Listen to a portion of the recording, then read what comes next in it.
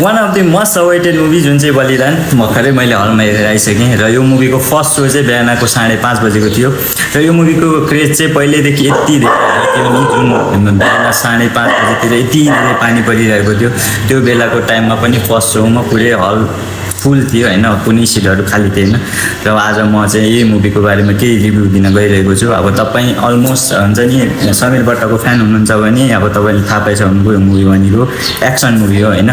तर तपाईले यो मुभी हेरिरहँदाखेरि र त्यो एक्सन सिन आउँदाखेरि तपाईले यस्तो फिल गर्नुहुन्छ कि सायद नेपाली फिल्म इन्डस्ट्रीमा पहिला यस्तो एक्सन मुभी चाहिँ बनाएको थिएन क्या। यस्तो एक्स्ट्रा सिन जुन अहिले पहिला हामी यो साउथ मुभीहरुमा हेरेर त्यो हुन्छ नि त्यो फिल गर्थ्यौ नि त्यो टाइपको भाइब्स चाहिँ नि यो मुभीले दिन्छ क्या। तपाईले अझ एक्स्ट्रा फिल गराउँछ कि त्यस्तो बवालहरु एक्सन सिन छ हैन। यदि तपाई एक्सन लभर हुनुहुन्छ भने चाहिँ यो मुभीलाई चाहिँ मिस नगर्नु होला हैन।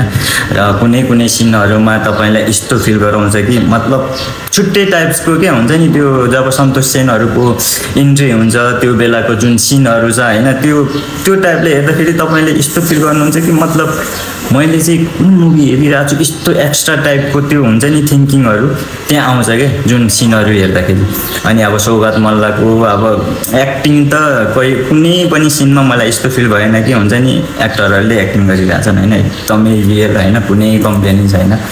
तर मलाई अलिकति स्टोरी वाइज जाँदाखेरि चाहिँ स्टोरीमा चाहिँ नि त्यति धेरै स्ट्रङ पोइन्ट देख्न सकिदैन। स्टोरीमा चाहिँ नर्मली अब एउटा रिभेन्ज टाइपको एउटैसँगको रिभेन्जले नि सकिन्छ स्टोरीमा चाहिँ। तर यो मेनली चाहिँ नि हामी एक्सन टाइपले धेरै होप नगरिकन गयौँ भने चाहिँ नि यो मुभी जस्तो बवाल एक्सन मुभी चाहिँ मैले नेपाली फिल्महरुमा कुनैमा देखेको छैन क्या अहिलेसम्म। र कुनै सिनहरु यस्तो पनि छन् जुन इमोसनल तपाईलाई बनाउन पनि सक्छ हैन तपाईलाई रुवाउन पनि सक्छ सिनहरु त्यस्तै छन्। र यो मुभीको अब धेरै कुरा त अब नखोलौं हैन बस यति चाहिँ भन्छु यदि तपाई एक्सन लभर हुनुहुन्छ भने चाहिँ यो मुभी हेरेर चाहिँ तपाईको चित्त बुझ्छ के त्यस्तो बवाल एक्सन छ हैन। अब स्टोरीको कुरा गर्दाखेरि अघि नै भनिहालेँ हैन। हुन त अब नेपालको एकदमै बिग बजेटको मुभी हो यो हैन लगभग नेपालको हाईएस्ट हैन टपमै हो क्या यो मुभी बनेको चाहिँ टप लगानीमा बनेको हैन। तर यो मुभीको जुन सिनहरु छन् जुन टाइपको हुन्छ नि एक्सनहरु छन् जुन टाइपको छुट्टै टाइप्सको हुन्छ नि भाइब्सहरु दिने सिनहरु छन् त्यो हिसाबले हेर्ने हो भने चाहिँ नेपाली फिल्म इन्डस्ट्रीले साच्चै हुन्छ नि केही न केही अब धेरै अगाडि बढे जस्तो फिल हुँदो रहेछ। मैले चाहिँ त्यस्तो फिल गरेँ हैन।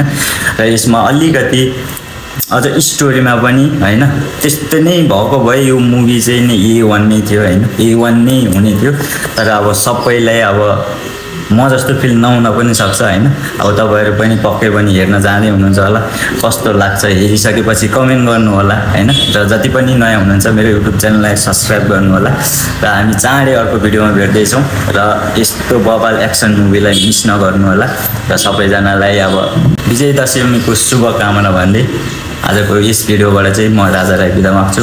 अर्को भिडियोमा चाँडै भेटौँला। आजको यस भिडियोबाट चाहिँ सबैजनालाई बाइ बाइ।